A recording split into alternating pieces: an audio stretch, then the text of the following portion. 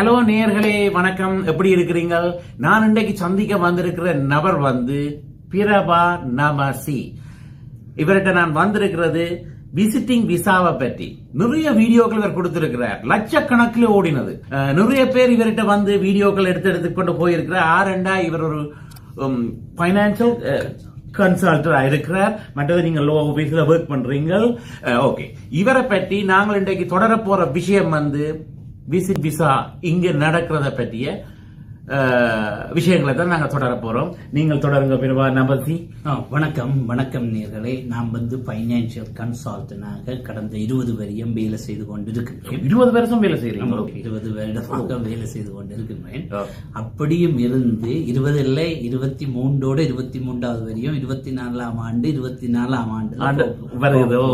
Okay. ஆனா நாம் immigration லோயரும் அல்ல, இமிகிரேஷன் கன்சல்டன்டும் அல்ல.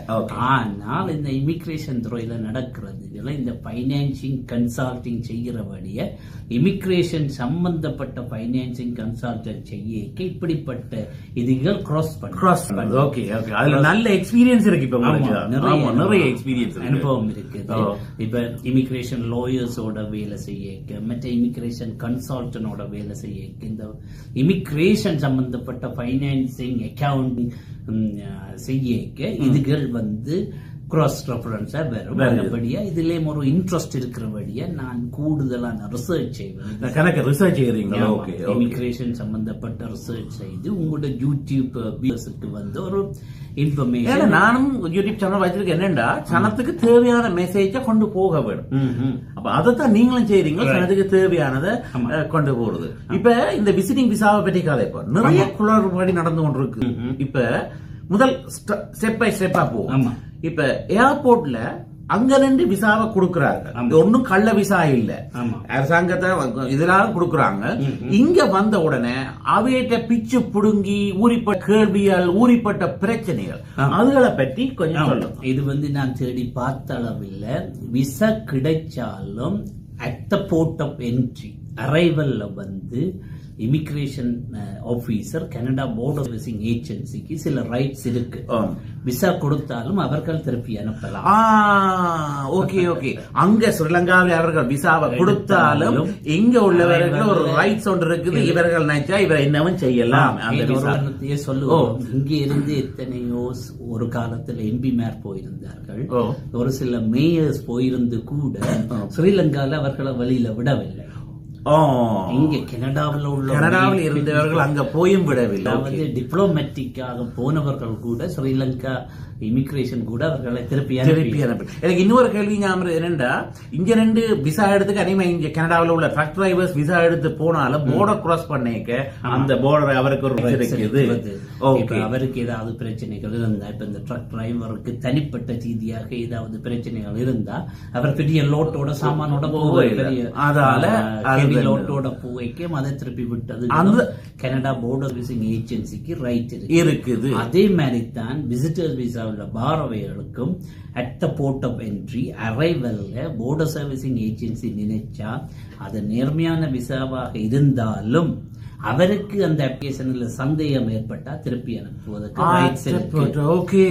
ரைட்ஸ் இருக்குது. இப்ப எல்லாரும் நினைப்பது விசா கிடைச்சிட்டு நான் கனடாக்கு வந்துடுவோம். அதுலயும் ஏதாவது பிழையான முறையில் அதை பெற்றுக்கொண்டு அவர்கள் இஷ்யூ பண்ணும் பொழுது சொல்லுவது இதுல பிழை இருக்கு. ஆனா அவையோட ஸ்னூக்கர் சிஸ்டம் மூலம் அந்த மெசேஜ் என்ன கேள்விகள் கேட்கணும். இப்ப ஏர்போர்ட்ல அங்க பேரண்டால் இந்த அங்க ஓகே உங்களுக்கு இப்ப விசா கிடைக்கிறது ஸ்ரீலங்கால, ஓகே கனடாக்கு வர போறோம் பாருங்க. வரைக்குள்ள இங்க என்ன கேள்விகள் கேட்கிறார்கள் என்றதை கேட்க சொன்னீங்க. அவங்க வாராக்களுக்கு ஒரு ஈஸியா இருக்கும். இப்படித்தான் நான் சொல்வது. இன்னும் யூடியூப்ல நான் கொடுத்தேன். நீங்க என்னென்ன டாக்குமெண்ட் சப்மிட் பண்ணினீங்க அதை வச்சுதான் கேள்வி வரும். இப்ப ஒரு நிகழ்ச்சிக்கு வருகினோம், அல்லது ஒரு கான்ஃபரன்ஸ் வருகினோம், அல்லது ஒரு ஃபேமிலி விசிட் வருகினோம், அல்லது ஒரு ஃபியூனரல் வருகினோம், அல்லது ஒரு மெடிக்கல் ஹாஸ்பிட்டல் சம்பந்தம் என்னத்து வருகினமோ அதை வச்சுதான் கேள்வி இருக்கு.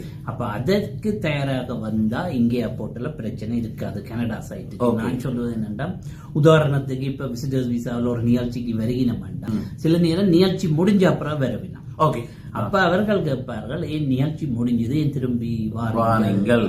அதுக்கு சொல்லலாம் நிகழ்ச்சியை பிற்போட்டு இருக்கலாம் அல்லது விசா கிடைக்க லேட் ஆனது என்று சொல்லலாம். ரீசனபிள் ரீசனாக இருக்க வேண்டும். அதாவது கனடா பார்டர் சர்வீசிங் ஏஜென்சியை கன்வின்ஸ் பண்ற மாதிரி இருக்க வேணும். முன்னொரு காலத்துல விசிட்டர்ஸ் விசா கொடுக்கறதுக்கு இன்டர்வியூ இருந்தது, இப்ப இன்டர்வியூ இல்லை. ஆனா ஏர்போர்ட்ல இன்டர்வியூ மறைமுகமாக நடக்குது. அதுதான் இப்ப வேற என்ன செய்ய சில பேருக்கு சொல்லணும் பாஸ்போர்ட்டை வேண்டி வச்சு போட்டு நீங்க போய் எடுத்துக்கொண்டு போங்கன்னு சொல்லி. சில பேருக்கு 4 மணத்தியால ஹியரிங் நடக்குது, சில பேருக்கு 12 மணத்தியால. இங்க வந்தவரை இவர் வந்து கூட்ட வெளியில வந்தாலும் அவரையும் பிடிச்சு கேள்விகள் கிடக்குது. அதாவது இன்வைட்டிக்கு சில ரைட்ஸ் இருக்குது. என்னன்னு சொன்னா நீங்க இன்வைட் பண்ண கொடுத்ததுல அவர்கள் உங்கள்கிட்ட கேள்வி கேட்க ரைட்ஸ் இருக்கு. அப்ப என்ன செய்ய வேணும், அதுல வந்து ஒருபோதும் 2 பக்கமும் பிளவிடாம ஒரே பாதையில சரியான பரதல சொன்னா அவர்களுக்கு நம்பிக்கை வரும். ஒரு சிலர் அழைத்து அந்த சில இங்க இருக்கும் லாயர்ஸ் இமிகிரேஷன்ல ஸ்பெஷலைஸ் பண்ணப்பட்ட இன்வெஸ்ட்மெண்ட் லாயர்ஸுக்கு கூட இப்படி இவர்கள் ஏர்போர்ட்ல நின்று கால் பண்ணி இருக்கிறார்கள். சில லாயர்ஸ் ஏர்போர்ட்ல நின்று லாயர்ஸ்க்கு கால் பண்ணி இருக்கிறாங்க. லாயர்ஸ் சொல்லுவது என்னவென்றா இவர்கள் வந்து இமிகிரேஷன் என்போர்ஸ்மெண்ட்ல ஸ்பெஷலிஸ்டான லாயர்ஸ். ஓகே, அதாவது இந்த டிபோர்டேஷன் அப்படி சம்பந்தப்பட்ட லாயர்ஸ் சொல்லணும். என்னன்னா அவர்களுக்கு ரைட்ஸ் இருக்கிறது அதிலிருந்து ஒரு லாயரை வைப்பதற்கு. ஆனால் பார்டர் சர்வீசிங் ஏஜென்சி 2 சிலருக்கு கொடுக்கிறார்கள். சிலருக்கு சொல்லுகிறார்கள் உங்களை நாங்க டிபோர்ட் பண்ண போறோம், நீங்க பிள்ளையான முறையில் இந்த விசாவை பெற்று என்று சொல்லி. அதைத்தான் நான் சொல்லுவது, விசாவை பெற்றுக்கொண்டாலும் ஒழுங்கான டாக்குமெண்ட்ஸை கொண்டு வந்து நீங்களே ப்ரூவ் பண்ண வேணும். பண்ண இயலாட்டி அவர்களுக்கு சந்தேகத்தை வர வச்சா அவர்களுக்கு ரைட்ஸ் இருக்கு டிபோர்ட் பண்ணுவோம். ஏர்போர்ட்ல வச்சு கால் பண்ணி லோயரை வைக்கலாம். உங்களோட ஆபீஸ்க்கு எல்லாம் கால் பண்ணி எல்லாம் பட்ஜெட் ஆபீஸ் என்றதில் விட எங்களுக்கு பொதுவான ஒரு சட்டம் ஒன்று இருக்கிறது. அவர்கள் லோயரை விரும்பினா வைக்கலாம். அல்லது நிக்கும் விசா ஆபீசரே சில டைம் விசா ஆபீசர் என்று நான் சொல்லுவது கனடா பார்டர் சர்வீசிங் ஏஜென்சி அரைவல்ல வந்து அவரே சில டைம் ஆப்ஷன் கொடுப்பார்கள்.